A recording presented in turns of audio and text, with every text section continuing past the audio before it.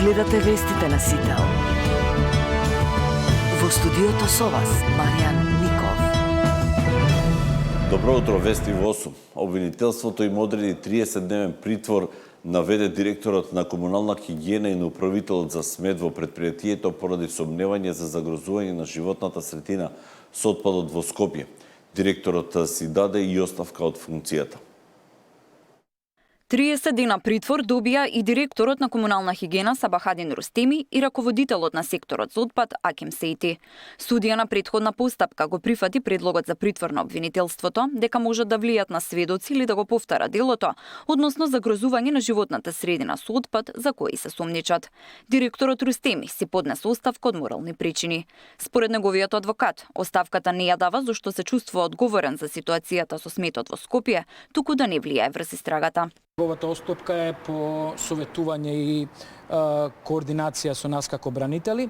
Тоа е чин кој што ќе овозможи непречено водење на истрагата, се со цел да докажеме дека истиот нема никаква поврзаност, а во насока дека нити може да влијае, ниту влијаел и ниту ќе попречи во било какво водење на истрагата. Адвокатот на Рустеми вели дека имаат голем број на докази со кои ќе докажат дека сега веќе поранишниот директор преземал действија за обезбедување потребна механизација, барање поголеми ресурси како и вработување во комунална хигиена, но не му било одобрувано од управниот одбор. Директорот, дали може би се чувствувате одговорен? Ќе биде чисто.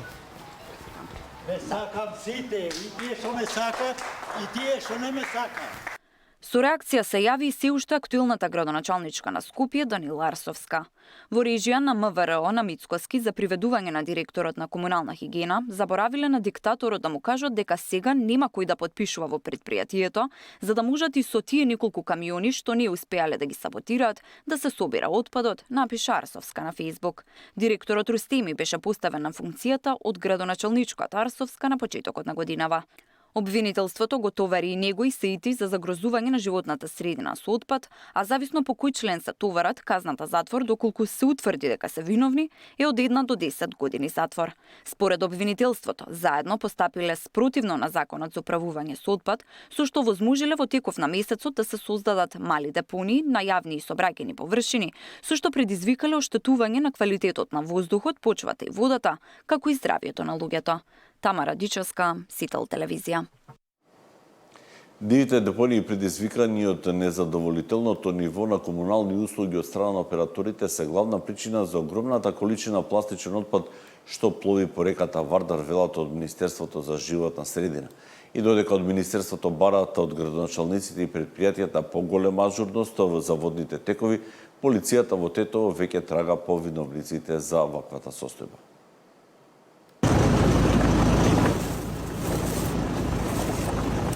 Еколошка закана за Вардар на прагот. Стотици шишиња денес каплуваат по водите на Вардар. Социјалните мрежи се преплавени со загрижувачки снимки кај тетовското село Копанце, на кој се забележува како реката има пластична покривка.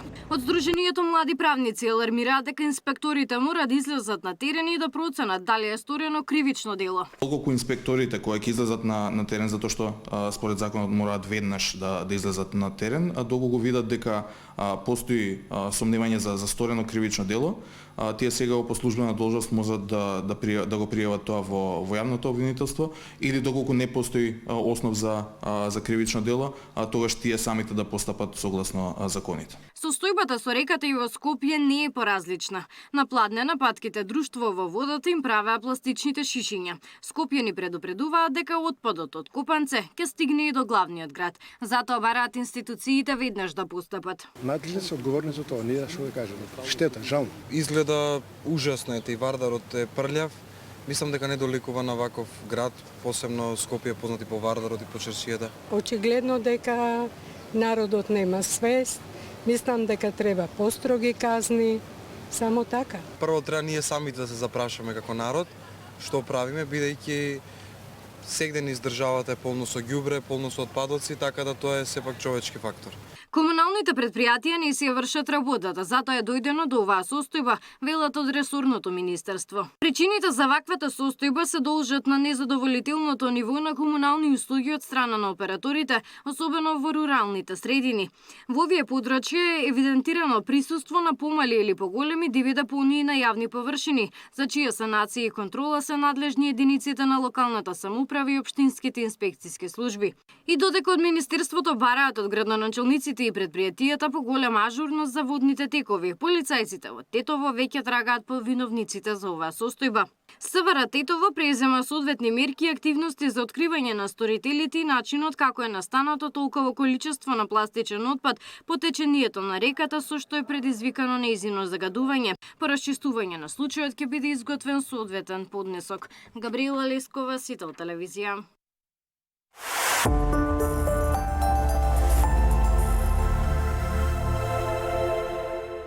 Уште 3 дена изборна кампања во пресрет на вториот круг од гласањето за локалните избори. ВМРО ДПМН одржа предизборен митинг синоќа во Кичево, каде нивниот кандидат Александар Јовановски со голема предност влегува во вториот круг. Председателот на партијата Мицковски и кандидатот Јовановски се осврна на скандалозните видеа од неморално и криминално однесување напротив кандидатот и актуелен градоначалник Фатмир Дехари од ДУИ. Дали сакате Кичево да биде домакин на блуд, разврат, криминал и уцени? Заборавете на етничката припадност. Сетете се на вашите керки, на вашите внуки, дека некоја од нив може да биде жртва на овој човек.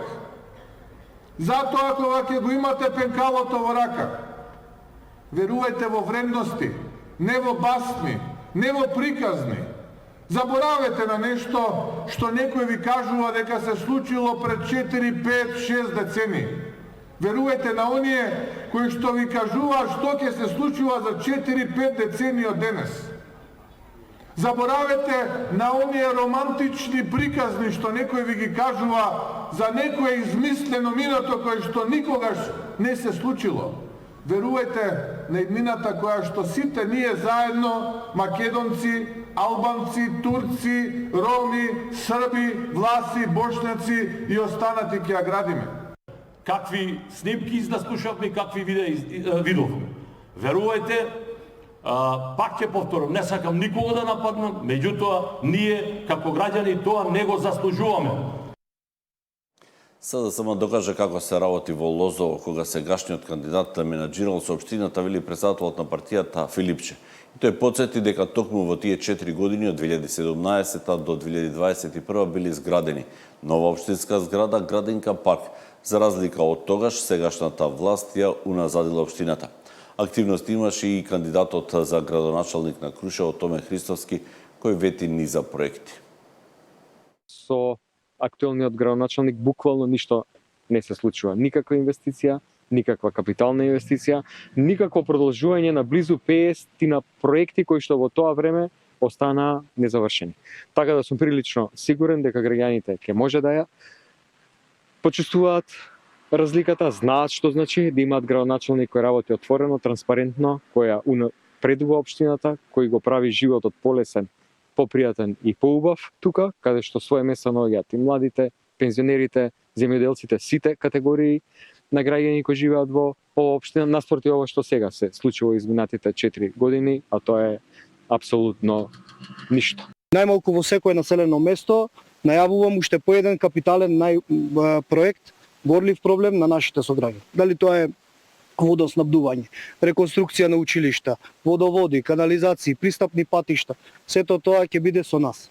Ние не се служиме со празни зборови, туку со конкретни проекти и конкретни дела, токму тука од терен. Затоа испраќам од село е креново пораката дека ние сме таа коалиција која гради и променува. Навистина Крушево се гради и променува секој ден.